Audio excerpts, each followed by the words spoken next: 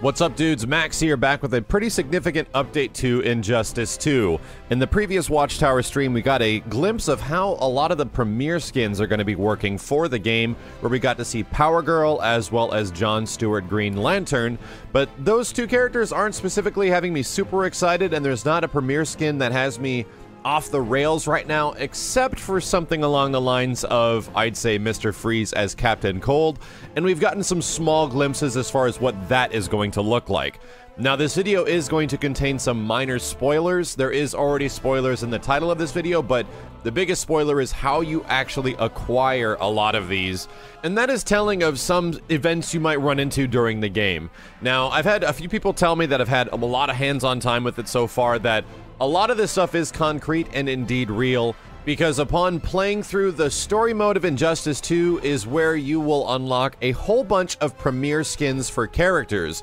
I don't know if these premiere skins actually require you to purchase them alongside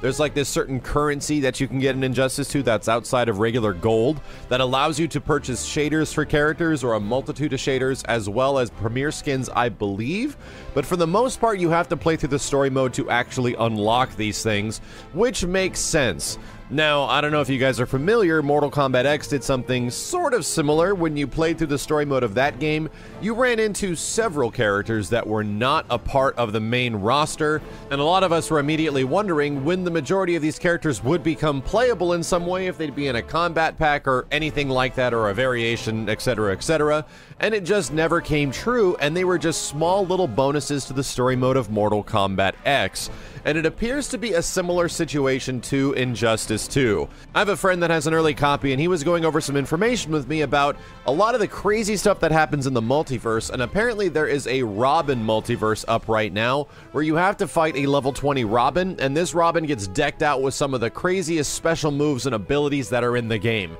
And one of the crazier ones is that when he was playing through, all of a sudden, Robin flips his stance, and he has the staff that Nightwing has in the first Injustice game, meaning that there is a pretty good chance, and there's also some screenshots that have leaked of you fighting against Nightwing in some way, somewhere, whether it's the multiverse or the story mode, where Nightwing is actually in the game. How you're able to actually use the staff mode, because if you guys don't remember, Injustice 1, Nightwing actually had his trait between the batons as well as the staff where he combined them together, and apparently he's telling me that he just uses the sword normally and all of a sudden he switches to the staff. So it appeared that the baton mode was not available in Injustice 2, but in some way, shape, or form, Nightwing from the first Injustice game is actually in Injustice 2, which is fairly awesome because he was one of the more interesting and fun characters that I really enjoyed playing as in the first Injustice game. He was just a bit cumbersome because when you had to do those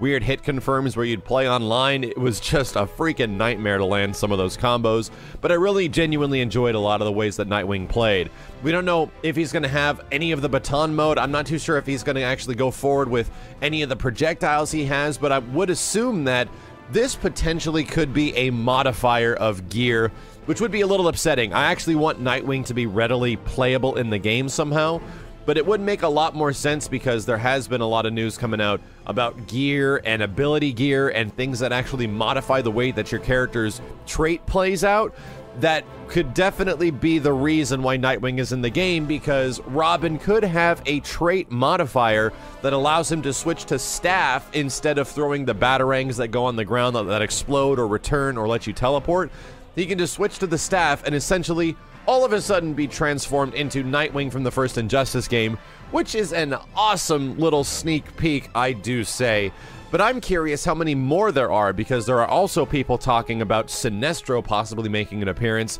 for like a Green Lantern skin, which is just awesome. Although a lot of Sinestro's gameplay is not represented here, I'm very curious if you equip that premiere skin, if it just gives you the special moves of the character, although I really wouldn't be surprised if this stuff is completely